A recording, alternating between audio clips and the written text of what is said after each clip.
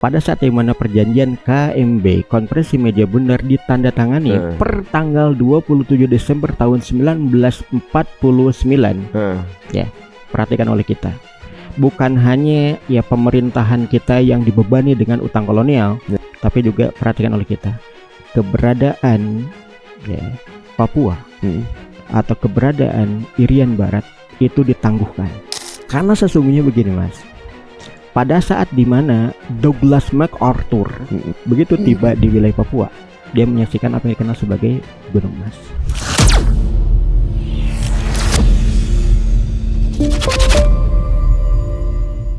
Itu boleh menyatakan tanggal 17 Agustus tahun 1945 bangsa Muslim layak untuk mengucapkan hamdalah, alhamdulillah, bangsa kita telah menyatakan kemerdekaan. Namun saat berikutnya pada tanggal 18 Agustus kita harus memohon ampun kepada Allah Subhanahu wa taala dengan mengucapkan astagfirullahalazim karena syariat Islam dihapuskan. Apa alasan utamanya saat itu? Jadi begini, Mas. Secara polling ya, secara. Jadi dikatakan bahwa sebelum itu dibahas, kita harus dudukan dulu masalahnya sebagaimana rumusan Piagam Jakarta tanggal 22 Juni tahun 1945 yang ini merupakan hasil gentle agreement di antara pihak Islam dengan pihak nasionalis sekuler pada waktu itu, bahwa dasar pertama, filosofi yang pertama atau sila yang pertama itu harus ketuhanan, dan bukan hanya sekadar ketuhanan, tapi ketuhanan yang jelas dan nyata, yaitu apa? Ketuhanan dengan kewajiban menjalankan syariat Islam. Titik. Tapi itu ditolak keras. Apa bedanya dengan usulan negara Islam sebagaimana yang kalian inginkan? Kami menolak. Itu dari kalangan nasionalis. Akhirnya apa? Bung Karno pada waktu itu kemudian menengahi. Jadi boleh syariat Islam ini kemudian dinyatakan. Kenapa? Ada desakan dari pihak luar, dari tokoh-tokoh Islam yang menulis lebih dari 52.000 pucuk surat dukungan terhadap anggota sidang untuk menyuarakan Islam sebagai dasar negara. Dan di situ kemudian kompromi terjadi bahwa negara berdasarkan atas dasar ketuhanan dengan kewajiban menjalankan syariat Islam, tidak titik, tapi dilanjutkan bagi pemeluk-pemeluknya. Makanya perwakilan Kristen di situ dari Manado, dari Sulawesi Utara, Mr. Alexander A. Maramis menyatakan ketika ditanya oleh perwakilan Islam, yaitu Kiai Haji Abi Kusno Cokrosuyoso, termasuk juga Kiai Haji Abdul Kahar Muzakir, bagaimana tanggapan dari kalangan orang-orang non-Islam? Maka Mr. Alexander A. Maramis menyatakan, kami setuju 200% dengan dasar yang pertama, dengan asas yang pertama, dengan sila yang pertama, karena itu tidak berlaku bagi kami dan berlaku bagi kalian. Kenapa nggak begitu aja? Karena di sana dijelaskan berkenaan dengan konsepsi ajaran Islam, lakum dinukum waliyadin. Makanya kemudian Mr. Alexander Maramis, ya kami tidak masalah, fine-fine aja kan? Fine-fine aja. Kenapa itu berlaku bagi kalian, orang-orang Islam? Bagi orang Kristen nggak apa-apa. Makanya itu kemudian pada tanggal 21 Juni Piagam Jakarta itu kemudian akhirnya menjadi gentle agreement, kesepakatan dari kedua belah pihak. Namun perhatikan juga oleh kita, Mas, bahwa sila pertama, dasar yang pertama, asas yang pertama tadi memandu asas-asas, dasar-dasar yang lainnya. Ketika kalangan sekuler menyatakan bahwa humanity atau Declaration of Human Rights dan lain sebagainya berkenaan dengan kemanusiaan, maka kemudian kemanusiaan seperti apa yang kemudian layak dan kemudian diterapkan, dilaksanakan di negeri ini yang mayoritas bangsa ini adalah bangsa Muslim. Maka kemudian humanity yang dimaksud, humanism yang dimaksud itu harus berkeadilan dan memiliki adab di situ. Dan adil serta adab adalah ajaran Islam. Berikutnya, ketika asas yang ketiga, nasionalisme, atau dalam hal ini adalah kewajiban setiap populasi bangsa ini lebih mendahulukan kepentingan bangsanya di atas semua kepentingan. Nah, bagaimana dengan umat Islam? Padahal umat Islam itu diperintahkan untuk mengedepankan berkenaan dengan tauhidnya, mengedepankan berkenaan dengan ketundukannya, kepatuhannya kepada Allah Subhanahu wa taala. Sebagaimana makna kemerdekaan yang tadi disebut dalam Quran surat Al-An'am, qul inna sholati wa nusuki wa mahyaya wa mamati lillahi rabbil alamin. Nah, bagaimana itu? Makanya kemudian ditanya balik oleh kalangan tokoh-tokoh Islam kepada kalangan tokoh-tokoh nasionalis sekuler. Apa maksud kebangsaan yang dimaksud? Hanya Bung Karno menyatakan, tokoh-tokoh nasional juga mengatakan bahwa kita harus bersatu. Jangan kemudian berpecah. Kalau berpecah kita akan mudah dikalahkan, tapi kalau kita bersatu, maka kita akan kuat, kita akan tangguh, dan kita bisa mengalahkan musuh-musuh kita. Maka makna itu diambil. Oleh itu, baiklah. Makna yang ketiga, yaitu nasionalisme, yang mewujud kepada negara bangsa, bahwa bangsa Muslim Indonesia ini mutlak harus bersatu. Wa'tasimu bihablillahi jami'an wala tafarraqu. Maka menjadi persatuan Indonesia. Pemandunya apa? Kembali ke asas pertama, dasar yang pertama, yaitu apa? Kewajiban menjalankan syariat Islam bagi para pemeluknya. Dan mayoritas bangsa Muslim ini adalah Islam, kan? Jadi dalam hal ini kemudian ketika mereka bersatu, ini ajaran Islam, maka ini adalah bentuk ketundukan kepatuhan kita sebagai sosok hamba Allah, begitu.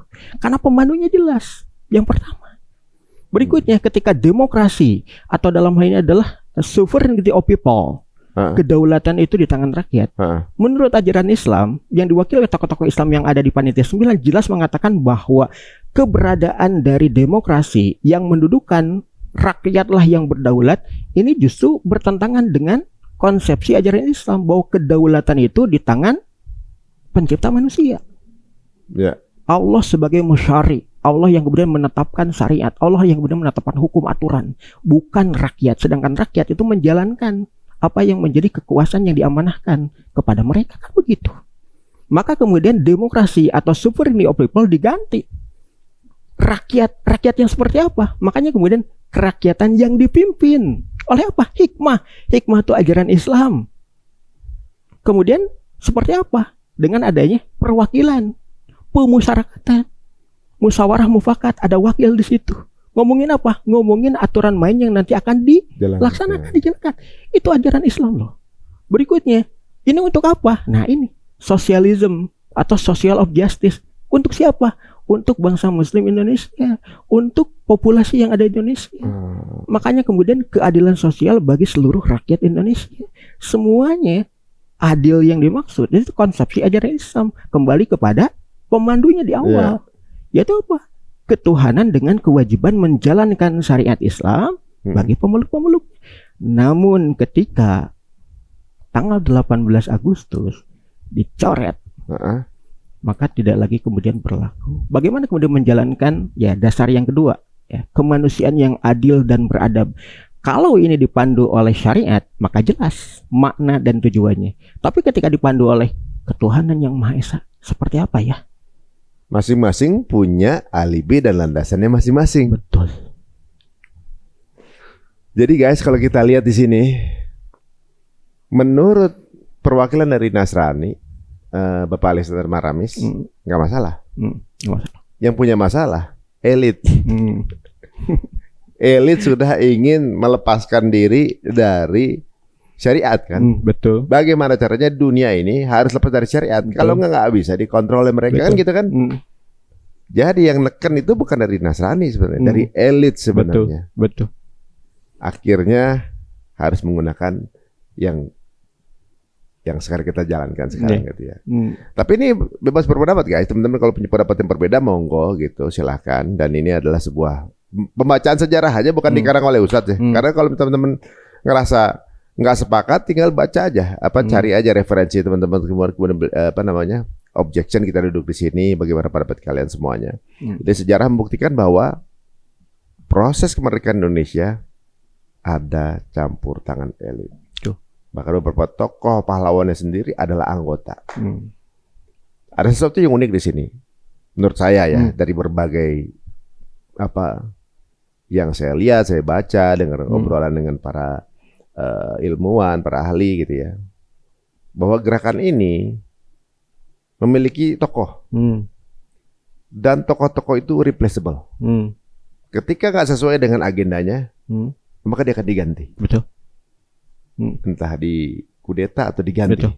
Pokoknya mereka punya agenda menguasai dunia atau world order, new world order, atau bisa di Indonesia kan orde baru. Betul. Mau dikasih contoh nggak, Mas? Apa tuh? Nah, gini.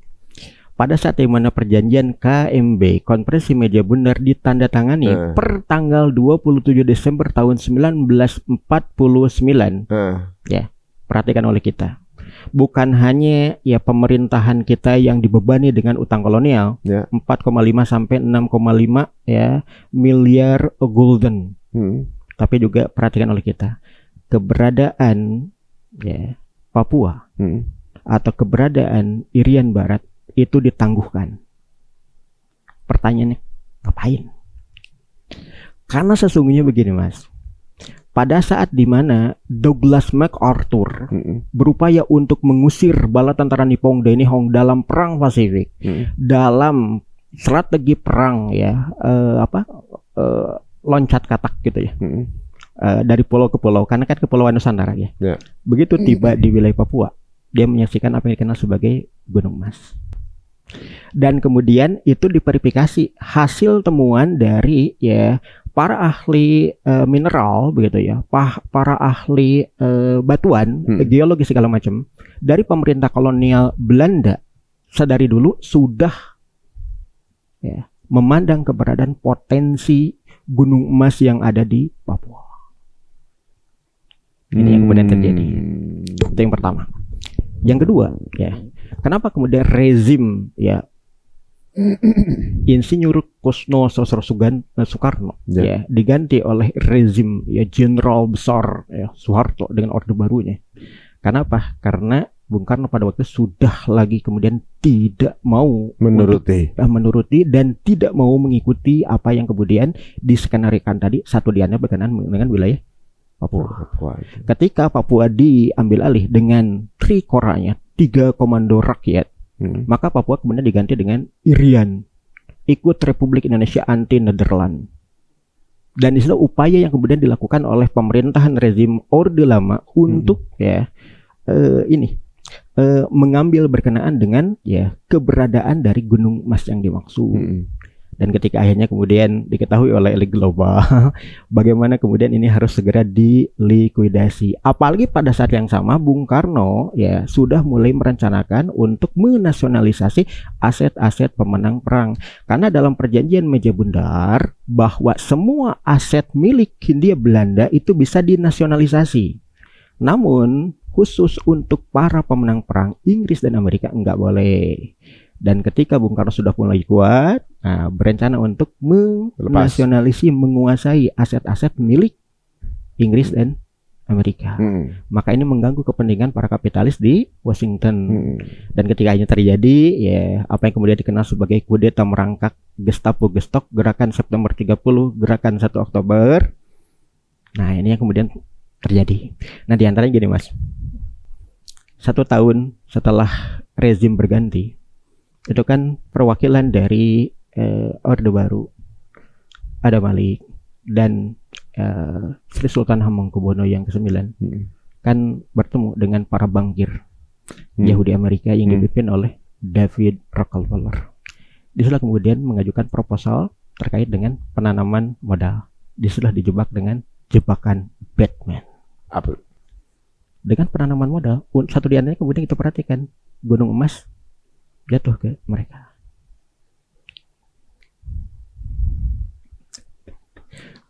Ini memang kelas-kelas dunia ya, ini ya, okupasinya ya. Jadi ibaratnya mungkin kalau di zaman Nabi ini kan zaman dulu kan orang bisa terkunci dengan sihir. Tongkat orang sepakat itu ular gitu kan. Jadi ular gitu kan. Bahwa itu sebenarnya tersihir untuk menyepakati itu. Sebenarnya kita dengan kontrak-kontrak ini, orang-orang ini seperti kita semua seperti tersihir harus patuh dengan itu. Padahal walaupun itu milik kita, fisiknya di tempat kita segala macam, tapi secara fisik bukan punya kita. Iya, betul. Ya kan? Jadi aduh, Ini kayak konsep uang berarti kan? Iya. Ini kertas sebenarnya. Ini sepakati cuma bisa ditukar ya? Iya. Ini sepakat sama-sama bisa tukar ya? Sepakat. Oh, jadi berharga. Iya. Kalau dalam Islam itu yang namanya uang gitu ya kan sebutnya alat tukar saja Mas. Bukan komoditas. Komoditas yang diperjualbelikan bukan, tapi adalah alat tukar. Dan alat tukar itu setara. Makanya kemudian ketika ada barang berharga dan kita membutuhkannya, ya, maka itu kemudian harus ditukar dengan barang yang berharga. Kalau dalam konsepsi Islam, ya moneter Islam, keuangan Islam itu dengan dinar dan dirham yang terbuat dari logam mulia. Yang value-nya sama dengan itu. Value-nya sama. Karena berharga. Coba bayangkan oleh kita, ketika kita misalkan ya beli sesuatu dengan kertas yang dikasih label nominal tertentu, padahal secara intrinsik nilainya nggak sama. Iya, kalau kebakar udah jadi kertas saja. Atau bahkan ketika dirobek. Robek gak ada mana. Kenapa kemudian menjadi sesuatu yang berharga? Karena di situ ada ya ketetapan perundangan bahwa ini legal, bahwa ini adalah resmi, bahwa ini adalah sesuatu yang memiliki nilai dan memiliki harga. Coba kalau misalkan uang kita dibawa misalkan ke Uzbekistan, dibawa ke luar negeri, ada harganya nggak? Ada nilainya nggak? Bisa dipakai sebagai alat tukar dan komoditas enggak? Nah ini yang menjadi soal. Iya, kalau dinar dirham dulu kan, mau dibawa ke negara mana aja, emang emas juga bisa dijual. Betul. Nilainya masih sama kan? Jadi ibaratnya secara nggak langsung bisa aja saya salah ya guys ya. Kayak sihir ya. Kita sepakat untuk bahwa kertas ini berharga loh, bisa kita pakai. Real alat tukarnya, real hartanya, yaitu emas. Dibawa mereka. Mereka kasih kita kertas, perjanjian dan uang kertas segala macam. Real valuable asetnya, emasnya mereka bawa. Betul. Makanya ketika ada penjajahan, gold glory gospel. Begitu. Betul. Masuk semua guys itu puzzle-puzzlenya. Ya, jadi mungkin ini sebagai perenungan ya Ustaz ya, bahwa ya kenapa kita dihidupin ya, emang tujuannya untuk beribadah, ya menyembah kepada yang satu. Karena ternyata di dunia sekarang ini sudah diciptakan sesembahan-sesembahan baru, dekoi-dekoi pengalihan pengalihan kita bahwa ada pihak-pihak yang kepingin menguasai dunia. Dan pihak yang ingin menguasai dunia itu termasuk kepada ternyata dalam sendi-sendi kehidupan setiap negara di dunia ini, termasuk kita mungkin aja gitu. Tapi tetap tanpa menafikan bagaimana jasa para pahlawan kita yang udah berjuang untuk memerdekakan bangsa ini. Ibaratnya kita terlepas dari penjajahan fisik seperti Palestina. Betul. Disiksa di segala macam, ternyata kita nggak bisa. Tapi kita bisa tidak dijajah secara fisik, walaupun ternyata masih di bawah agenda. Tapi it's better dan kalau fisik kan. Jadi ada negosiasi lah. Ibarat kita mau ngerampok rumah, ada orang mau ngerampok rumah. Orang milih mati daripada dirampok di rumahnya. Oke, gua ngerampok. Lu ikut komplek sama kita ya. Ini peraturannya. Lu ikut ini ya. Begitu kan? Iya. Tapi uang lu gua bawa. Begitu.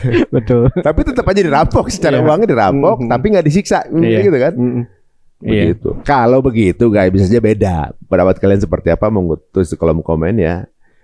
Wah, ini dark truth sih sebenarnya. Iya. Tapi bagaimana cara menyikapi ini? Memang kaderullah atau? Ya, kita harus jujur ya.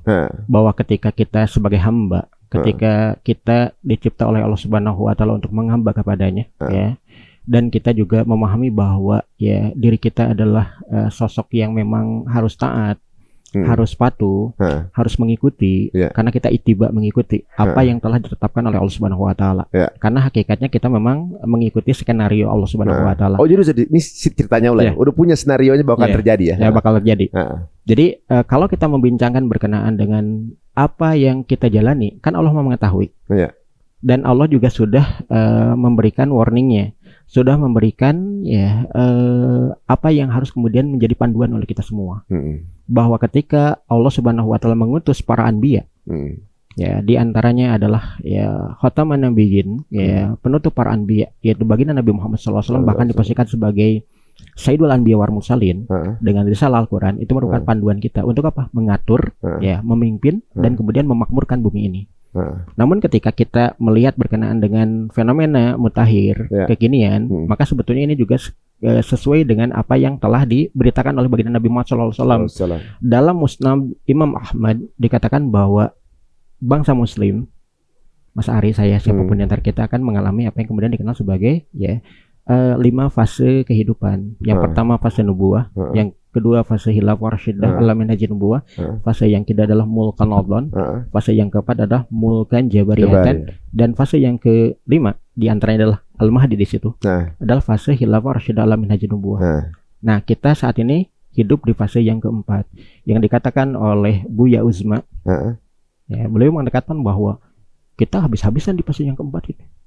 Bukan hanya keberadaan peradaban kita, tapi juga aset-aset yang kita miliki habis semua. Kita di situ babak belur.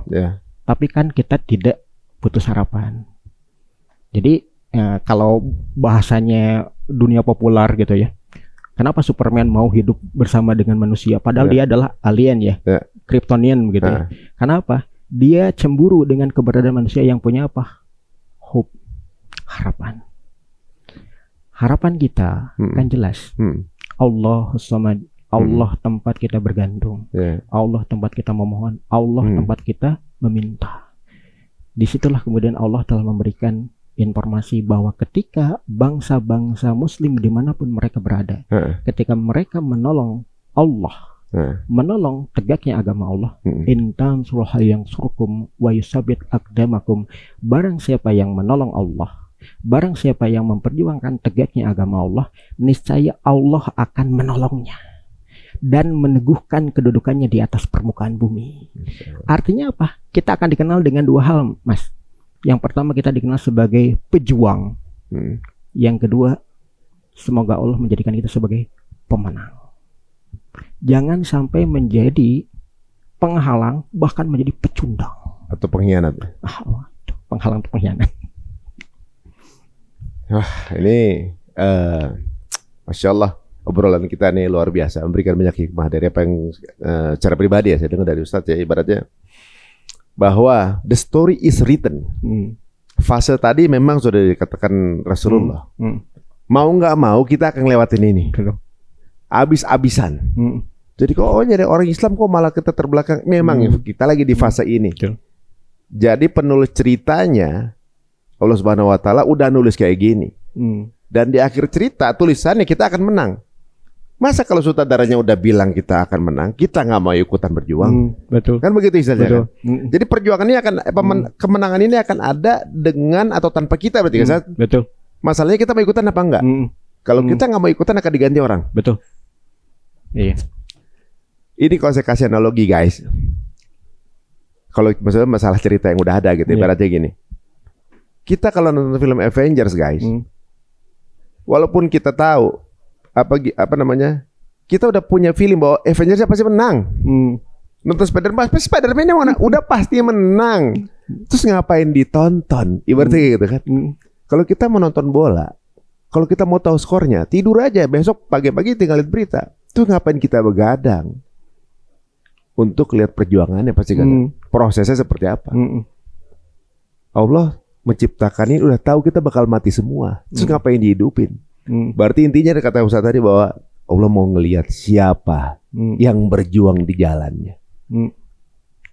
Apakah ada kita atau enggak? Tidur apa cuma buat senang-senang doang terus meninggal? Berarti selama perjuangan itu pasti bukannya hal yang enak dong. Iya. Karena gini Mas, sebagaimana layaknya koin mata uang, ketika kita berjuang, pasti ada sesuatu yang kita korbankan. Minimal kita harus bersusah-susah untuk mendapatkan pengetahuan atau ilmu. Ketika apa? Ketika kita ingin menyampaikan sesuatu, kan butuh ilmunya. Makanya kemudian fenomena yang tempo hari ya, ketika ngejulidin IDV, julid fisabilillah. Ya kan kenapa? Netizen Indonesia tuh paling ya bengis, paling cerewet, paling ribut di media sosial. Tapi masih untung gitu. Jadi masih untung. Kenapa? Ngejulidin penjajah, ngejulidin ya Zionis begitu ya. Namun ketika sama ngejulidin pendatang Rohingya, itu kan berarti ada sesuatu yang kenapa bisa begitu? Kenapa enggak dapat pengetahuan tentang Kenapa Rohingya sampai kemudian terusir? Kenapa ya kaum Rohang dari Arakan begitu, dari Merauke ini kemudian berdatangan ke berbagai pelosok negeri, ya termasuk ke negeri kita begitu ya. Jadi fenomena itu adalah sesuatu yang real kita hadapi gitu, bahwa ketika kemudian kita ingin memperjuangkan sesuatu, padahal itu adalah sesuatu yang memang meniscayakan adanya pengorbanan. Itu seperti layaknya koin mata uang. Ketika ada sesuatu yang diperjuangkan, dipastikan ada sesuatu yang juga kita korbankan. Nah, contoh misalkan paling sederhana, ketika tempoh hari sebagai contoh aja, misalkan Mas Ari dulu ngejar Mbak Venita, kan ada pengorbanan di situ juga yang sudah dilakukan, ya kan? Termasuk juga ketika kemudian kita ingin mendapatkan nilai yang baik ketika ujian, kita harus bersusah payah untuk belajar segala macam. Itu adalah sesuatu yang nyata. Maka ketika Allah telah menjanjikan kemenangan, baginda Nabi sudah menyatakan nubuahnya, ya janji kenabiannya berkenaan dengan bisarah Islam wal muslimun, berita kemenangan Islam dan kaum muslim di akhir zaman. Maka ini berita-berita yang kemudian kalau kita dorong dengan tasdik kita, ya keyakinan, keberpihakan kita, kepercayaan kita, sebagaimana dulu Abu Bakar As-Siddiq percaya dengan berita bahwa Rasul telah Isra wal Mi'raj dalam satu malam. Maka ketika kita tasdik begitu ya, membenarkan apa yang diberitakan oleh Allah Subhanahu wa taala dan apa yang dinyatakan oleh Rasulullah sallallahu alaihi wasallam berkenaan dengan janji kemenangan tadi, maka kita tinggal nyambung dengan apa yang kemudian tadi dibilang oleh Mas Ari. Mau atau enggak? Mau ikut terlibat dalam perjuangan ataukah digantikan oleh yang lain? Mudah bagi Allah untuk menggantikan satu generasi dengan generasi yang jauh lebih baik. Nah, ini yang kemudian menjadi bagian dari estafet terkait dengan perjuangan. Contoh pembebasan Baitul Maqdis nih Mas. Kan ada para ulama yang menyuarakan seperti yang kemarin kita pernah bahas ya. Ya, jadi pada masa di mana pembebasan Baitul Maqdis yang kedua di era perang salib yang kemudian terjadi perang dengan Salahuddin Yusuf Ayyub, apakah Salahuddin Yusuf Ayyub tiba-tiba langsung nongol jadi pemenang? Kan tidak. Ada generasi ke generasi yang kemudian ya membangun kualitas para pembebas, kualitas para pejuang untuk kemudian membuktikan kemenangan yang dijanjikan itu real, nyata adanya. Para ulama menyuarakan dari Imam Muhammad Abu Hamid Al-Ghazali yang kemudian menyuarakan mutlaknya kepemimpinan tangguh untuk mempersatukan dunia Islam. Jangan berpecah belah, jangan tercerai-berai, jangan kemudian memicu terjadinya muluk atau waif, tapi harus bersatu. Bersatu jadi kuat, kuat karena bersatu. Berikutnya diwariskan oleh penerus berikutnya, ya kita ketahui sebagai Syekh Abdul Qadir Al-Jilani, yang paling banyak di kalangan ulama dan juga para pembelajar kaum tradisional yang diingat berkenaan dengan tawasulnya. Padahal Syekh Abdul Qadir Al-Jilani pun kemudian menyuarakan pembebasan Baitul Maqdis. Di antara muridnya itu adalah para pengasas pendiri dari Daulah Zankiyah atau Zengid, Imam Nuruddin Zanki dan Sultan Agung Nuruddin Mahmud Zanki. Nuruddin Mahmud Zanki, pewaris dari Imaduddin Zanki dalam Daulah Zankiyah, ini kemudian begitu aktif menyusun strategi pembebasan Baitul Maqdis. Beliau punya strategi diantaranya pembebasan Damsyik Damaskus Suriah. Berikutnya pembebasan Al-Qahirah Mesir. Dari dua kota itu tadi kemudian akan bersatu untuk menghimpun kekuatan, membinasakan pasukan salib di Jerusalem Kingdom. Itu rencana dan strategi dari Nuruddin Mahmud Zanki. Namun kan pada waktu itu tidak futuh kan, belum sampai kemenangan itu tiba. Nah, diwariskan kepada ya pewaris-pewaris berikutnya.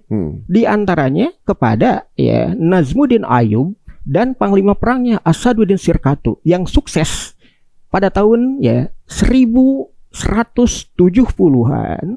1171 berhasil menguasai Al-Qahirah. Setelah itu kemudian diwariskan kepada Salahuddin Yusuf Ayyub. Dan Salahuddin Yusuf Ayyub punya guru yang luar biasa, yaitu apa? Sosok ya Imam ya Al-Hafiz Ibnu Asyakir, yang kemudian menyatakan bahwa apa yang telah diwarisi oleh Salahuddin dari Nazmuddin ya Ayyub dan juga pemimpin dari Zengid atau Zankiyah, Nuruddin Mahmud Zanki, bagian dari strategi perang penguasaan Damaskus dan penguasaan Al-Qahirah untuk menjepit Jerusalem Kingdom, dan disitulah kemudian kemenangan akan segera mewujud. Guru-guru yang menyuarakan pembebasan Baitul Maqdis, ulama mutabaroh, kemudian para panglima tangguh, itu realitas sejarah Mas. Dan seperti yang tempoh hari saya ungkap, the history repeat itself. Berarti polanya kalau kita ingin menjadi pemenang, guys, kalau dari ungkapan Ustadz barusan, diawali dengan edukasi. Betul. Jadi kemenangan itu ternyata sebuah long run ya, sebuah proyeksi jangka panjang. Ketika tadi Freemasonry dari abad 17 istiqomah bahwa akhirnya mendapatkan kemenangan di 1924. Ini kan perjalanan panjang, betul, sebuah daurah yang harus pengikutnya ngikut lagi, pengikutnya dengan semangat yang sama, pengikutnya nggak boleh kendor gitu. Diawali 1717. Mereka aja bisa istiqomah, kenapa betul, kita enggak? Ketika ini udah melemah, diganti orangnya, pemainnya diganti. Ini tadi kalau dengar dari bagaimana Nurdin Zainki memiliki itikat untuk membebaskan Yerusalem, ternyata adalah dibebaskan dulu pikiran dari generasinya. Dan pada saat sudah pantas, Salahuddin Al-Ayyubi jadi juru bicara kehebatan generasi itu. Berarti bagaimana caranya Indonesia bisa memenangkan? Entah mungkin secara kemandirian bangsa atau juga Aqsa. Berarti edukasi dulu. Betul. Edukasi dulu bangsa sampai akhirnya teredukasi, punya giro yang sama, muncul deh pemimpinnya. Iya. Mudah-mudahan channel ini jadi salah satu bagian dari edukasi. Iya, bagian dari amal solehnya Mas Ari Untung, bagian dari sodakoh jariah, bagian ilmu yang bermanfaat. Bahkan gini Mas, saya ingin ngasih sesuatu yang unik dan menarik. Perlu untuk diketahui bahwa pada saat dimana Futuh Baitul Maqdis di masa Salahuddin Yusuf Ayyub, beliau ini kemudian menjadikan mimbar imam di komplek Masjidil Aqsa atau yang kita kenal ini sebagai komplek Masjid Kibli, yang paling dekat arah kiblat begitu ya, yang berkubah hijau tua itu. Nah, di situ mimbar imam itu sengaja sudah dibikin oleh Nuruddin Mahmud Zanki dengan amanat jika Jerusalem Kingdom berhasil ditaklukkan, Baitul Maqdis berhasil dibebaskan, maka untuk mempusakai kemuliaan Baitul Maqdis dengan komplek Masjidil Aqsa di dalamnya, maka tempatkanlah mimbar imam sebagai imam pembebas, ditempatkan di tempat paling mulia. Sosok imam memimpin jamaah salat bersujud kepada Allah Subhanahu wa taala sebagai rasa syukur kemenangan. Maka itu dibawa oleh Sultan Salahuddin Yusuf Ayyub dan ditempatkan di sana di mimbar imam komplek Masjidil Aqsa di Masjid Kibli. Dan ironisnya dulu Zionis membakar habis mimbar imam tadi. Menariknya, siapa yang kemudian membangun kembali mimbar imam? Itu loh para pengrajin dari Japara, Jawa Tengah. Iya benar. Keren banget kan? Makanya orang-orang yang ada di Aqsa ini sampai kemudian berdoakan, bukan hanya mimbar imam yang dikerjakan oleh saudara kami mukminin biladil Jawi Indonesia, tapi mereka pula yang datang kemari untuk membebaskan kami dari penjajahan Zionis. Masya Allah. Keren kan? Keren banget. Dan menariknya saya tuh dapat miniaturnya mimbar itu dari pengrajinnya langsung. Masya Allah. Dapat itu, tapi kadarullah kemarin saya lelang untuk kebaikan yang lebih bagus gitu. Saya pajang di rumah, bangga saya punya itu tuh, bangga ketemu sama udah sepuh kan. Terus mereka punya itu, akhirnya alhamdulillah saya bisa bawa ke rumah gitu. Bangga saya punya mimbar itu gitu sebagai simbol kemenangan Al-Quds suatu saat nanti. Minimal miniatur mimbarnya saya punya. Tapi kemudian saya pikir ketika lagi ada acara di Bandung itu kan lebih manfaat kalau ini saya lelang dan bisa dibawa ke sana. Tapi sedih juga sih sebenarnya. Ya suatu saat lagi mungkin saya bisa ambil lagi nanti. Tapi itu, iya benar juga kata Ustaz. Harus ada pengorbanan. Guys. Kalau kita nggak dianggap di mata Allah gitu kan, itu cuma buat menghibur diri sendiri aja, ngapain juga gitu kan. Tapi ya memang ada rasa jadi semangat juga sih. Ini mimbar aslinya direbut dengan darah dan ratusan tahun membentuk generasi untuk kemudian membebaskan Aqsa ini gitu kan. Dan ini adalah satu simbolnya. Memang ada kebanggaan. Ya sayang sekali ya, tapi insya Allah saya rasa suatu saat akan ada lagi. Saya diberikan juga tuh miniatur El Yasin, senjata El Yasin itu dari sana. sebagai saya merasa terharu nih hadiah buat kamu, tapi nggak mau disebut orang. Iya. Karena ikut menyuarakan gitu kan. Itu saya pajang di rumah. Kalau itu saya sayang sih emang gitu. Alhamdulillah saat ini pembicaraan ini banyak memberikan hikmah secara pribadi insya Allah dan juga inputan ilmu buat cara pribadi, dan mudah-mudahan ini juga bisa jadi masukan dari teman-teman semuanya bahwa ternyata di era sekarang yang kita rasakan sekarang ini jauh dari selesai perjuangan. Kita merasa merdeka pun ternyata belum sepenuhnya merdeka.